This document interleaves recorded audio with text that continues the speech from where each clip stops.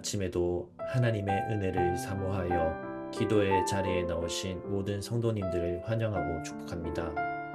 오늘 우리에게 주신 하나님의 말씀은 신약성경 요한계시록 9장 13절에서 21절까지의 말씀입니다.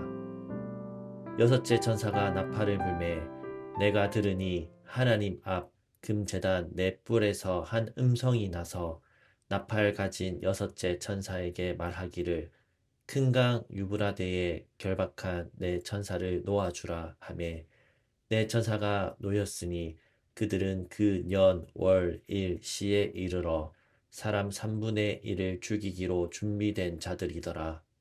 마병대의 수는 2만만이니 내가 그들의 수를 들었노라.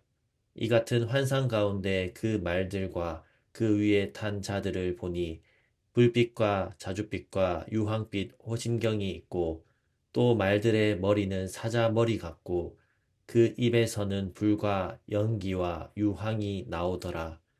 이 세 재앙 곧 자기들의 입에서 나오는 불과 연기와 유황으로 말미암아 사람 3분의 1이 죽임을 당하니라. 이 말들의 힘은 입과 꼬리에 있으니 꼬리는 뱀 같고 또 꼬리에 머리가 있어 이것으로 해하더라.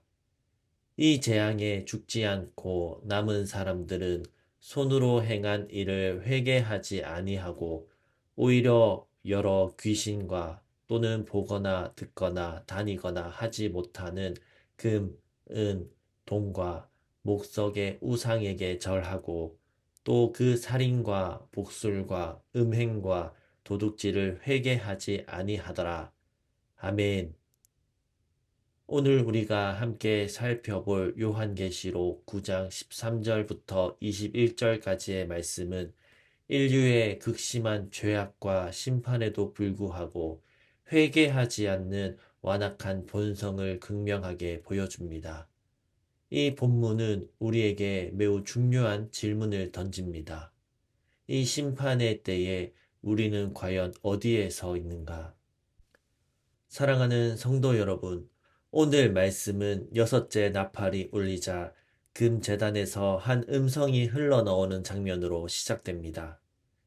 금제단은 어떤 곳입니까? 이곳은 순교자들이 자신들을 핍박한 제국을 속히 심판해 달라고 호소하던 자리이자 제국의 압제 속에서 구출을 기다리는 성도들의 애타는 기도가 바쳐진 곳입니다. 그러므로 이 금제단에서 나온 음성은 무엇을 의미하겠습니까? 바로 백성의 부르짖음에 대한 하나님의 응답입니다. 이는 곧 하나님의 백성을 소외시키고 고립시키는 세상에 대한 보응인 것입니다. 우리의 기도가 때로는 신음과 비명뿐일지라도 그 모든 기도가 빠짐없이 금제단에 담긴다는 사실을 믿으시기 바랍니다. 우리가 고통 속에서 내뱉는 한숨, 절망 속에서 터져나오는 비명, 혹은 아무 말도 할 수 없을 때 흘리는 눈물조차도 하나님 앞에서는 분명한 기도이며 간구가 됩니다. 하나님은 우리의 부르짖음에 또렷한 음성과 구체적인 행동으로 응답하실 것입니다. 우리의 기도가 단지 공허한 메아리가 아니라 하늘 보좌를 움직이는 능력임을 기억하시기 바랍니다. 이 하나님의 음성이 울리자 어떤 일이 벌어집니까? 내 천사의 활동이 촉발되고 그 내 천사의 활동이 이역마병의 진군을 부추깁니다. 놀랍지 않습니까? 우주의 모든 연쇄 작용은 하나님의 음성에서 비롯된 것입니다. 세상은 우연처럼 보이는 작은 일들이 일어난다고 말할지 모르지만 성경은 분명히 말씀합니다. 심지어 년, 월, 일, 시는 물론 범위까지 정밀하게 계획하신 하나님이 그 원인이셨습니다. 이는 우리가 생각하는 우연 혹은 우연의 일치라고 치부하는 모든 사건들이 사실은 하나님의 크신 계획과 섭리 안에서 발생한다는 것을 보여줍니다. 우리가 이해할 수 없는 혼돈 속에서도 하나님의 음성이 모든 역사를 주관하고 계시다는 것을 기억하시기 바랍니다. 하나님은 당신의 계획과 섭리 가운데 한 치의 오차도 없이 모든 것을 이끌고 계십니다. 우리의 기도가 시작되는 그 순간부터 하나님의 응답은 이미 시작된 줄 믿습니다. 하나님께서는 우리가 당신께 전심으로 매달릴 때 당신의 그 놀라운 능력을 베푸십니다. 우리가 생각하는 것보다 훨씬 더 광대한 큰 방식으로 우리의 삶과 사역을 이끌어 가시는 분이 바로 우리 하나님이십니다. 이어서 본문은 유브라데에서 올라온 마병의 심판을 묘사합니다. 이들은 세상 사람의 3분의 1을 죽이는 강력하고 파괴적인 재앙을 가져옵니다.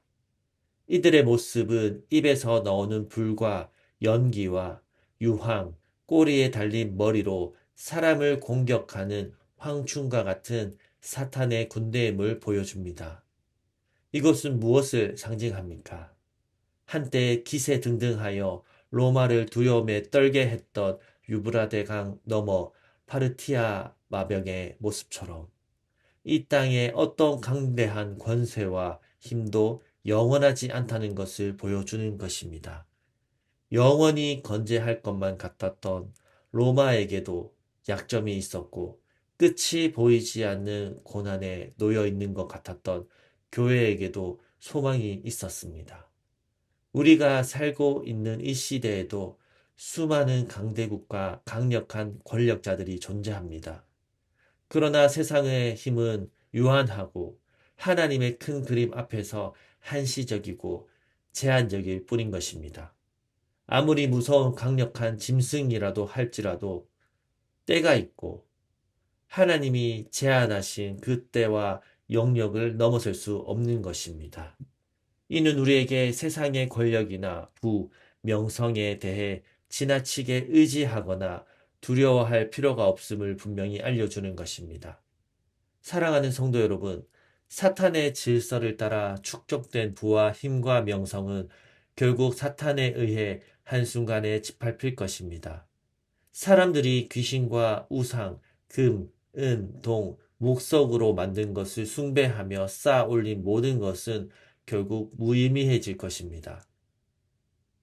한 학자는 이 여섯째 나팔 재앙이 극단으로 치닫는 인간의 죄로 가득한 본성을 정확하게 묘사한다고 평가합니다.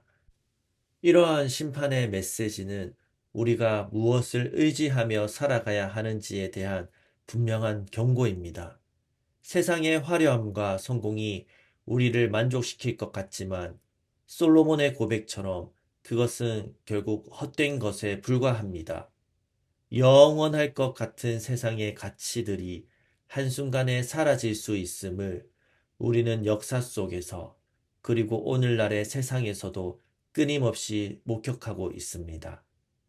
우리의 보물을 땅에 쌓아두는 것이 아니라 하늘에 쌓아두어야 하는 이유가 바로 여기에 있습니다. 영원한 가치를 추구하고 썩어 없어질 세상의 것들에 우리의 마음을 빼앗기지 않는 것이야말로 진정한 지혜이며 영원한 생명을 얻는 길입니다. 오늘 본문에서 우리를 가장 가슴 아프게 하는 부분은 바로 심판 이후의 인간의 반응입니다. 3분의 1에게 내려진 심판은 사실 나머지 3분의 2에게 회개할 기회였습니다. 하나님께서는 심판을 통해 사람들이 죄에서 돌이켜 하나님께로 돌아오기를 원하십니다. 하나님의 심판은 결코 무자비한 파괴가 아니라 사랑과 공의가 동반된 마지막 경고이기 때문입니다. 그러나 살아남은 자들은 어떻습니까? 그들은 뉘우치지도 돌이키지도 않습니다. 오히려 우상을 더 섬기면 재앙을 피할 수 있다는 착각에 빠져 우상 만들기에 전념합니다. 심지어 하나님의 심판을 겪고서도 하나님을 자신들의 왕으로 인정하기 싫어하고 자기 멋대로 살려고 고집합니다. 요한계시록은 이것이 인류의 극심한 죄악과 회개하지 않는 본성을 강조하는 것이라고 말씀합니다. 이들은 자신들의 우상숭배, 살인, 복술, 음행, 도둑질을 회개하지 않습니다. 심지어 하나님의 진노의 공포조차도 그들을 더욱 반역하게 만들 수 있다는 것을 발견합니다. 이처럼 인간의 완악함은 상상할 수 없을 정도로 깊습니다. 주 안에 사랑하는 성도 여러분, 오늘 본문은 종말의 시대에 인간의 죄악이 어떻게 심화되며 하나님의 심판이 진행될지라도 회개하지 않는 자들에게는 더 큰 심판이 임할 것임을 예고합니다. 하나님의 심판은 단순한 파괴를 넘어 죄에 대한 의로운 반응입니다. 우리의 삶을 돌아볼 때가 바로 지금입니다. 내 왕좌에서 내려와 주님께 순종하고 복종하지 않고는 최종 심판을 피할 길이 없습니다. 우리가 하나님의 주권을 인정하고 우리를 향한 하나님의 열심을 신뢰하며 날마다 주님께 우리의 마음을 열어 회개하고 순종의 삶을 살아가야 할 줄 믿습니다. 우리가 진실하게 죄를 자백하고 회개하면 우리 주님은 우리를 용서하실 뿐만 아니라 모든 불의에서 우리를 깨끗하게 하실 것입니다. 이것이 바로 하나님의 은혜이며 우리에게 주신 최고의 선물입니다. 회개는 단순한 후회가 아니라 하나님과의 관계를 회복하고 새로운 삶을 시작하는 전환점입니다. 사랑하는 성도 여러분, 오늘 요한계시록의 말씀은 강력한 심판의 경고와 함께 하나님의 변치 않는 주권과 우리의 반응을 촉구합니다. 우리가 이 시대를 살아가면서 때로는 두려움에 사로잡힐 때도 있고 우리의 힘으로는 도저히 감당할 수 없는 상황에 직면할 때도 있을 것입니다. 그러나 기억하십시오. 우리의 신음과 비명마저도 금제단에 담기며 하나님의 음성이 모든 역사를 주관하고 계십니다. 세상의 힘은 결국 무너질 것이며 오직 하나님의 나라만이 영원하고 영원하고 영원합니다. 그러므로 이제 우리가 해야 할 일은 무엇입니까? 우리의 완악한 마음을 깨뜨리고 주님의 심판이 회개를 목적으로 함을 깨달아 진심으로 돌이키는 것입니다. 우리가 하나님 앞에서 어리석은 자가 되어 그분의 지혜를 구할 때 역설적으로 지혜로운 자가 됩니다. 우리의 삶이 힘들고 어렵다 할지라도 그 어려움이 오히려 하나님 앞에서 엎드리게 만드는 은혜의 통로가 될 수 있음을 믿으시기 바랍니다. 우리의 시선을 이 땅의 현실이 아니라 하늘의 현실로 돌리고 다가올 미래를 바라보며 주님께 합당한 사람으로 살아가기로 결단하는 저와 여러분 되시기를 주님의 이름으로 간절히 축원합니다. 우리는 종말의 시대를 살아가고 있지만 이는 동시에 하나님의 약속이 성취되고 있는 때임을 기억해야 합니다. 주님 안에서 소망을 품고 믿음으로 담대하게 살아갑시다. 기도하겠습니다. 거룩하신 하나님 아버지, 오늘도 금제단에서 울려 퍼지는 주님의 음성 앞에 섭니다. 우리의 신음과 눈물을 남김없이 들으시는 주님, 완악한 마음을 깨뜨려 회개의 은혜로 이끄시고 세상의 권세가 무너져도 흔들리지 않는 주님의 나라를 바라보며 늘 겸손과 순종으로 주님의 뜻을 따르게 하옵소서. 그리고 우리 개인의 기도 제목을 놓고 우리의 가정과 다음 세대 자녀들, 청년들을 위해 기도해 주십시오. 또한 우리 살김의 교회가 계속해서 하나님이 기뻐하시는 교회로 세워질 수 있도록 기도해 주시기 바랍니다. 마지막으로 나라와 민족과 온 열방에 하나님 나라가 세워지기를 한마음과 한뜻으로 기도하며 나아가시겠습니다. 함께 기도하시겠습니다.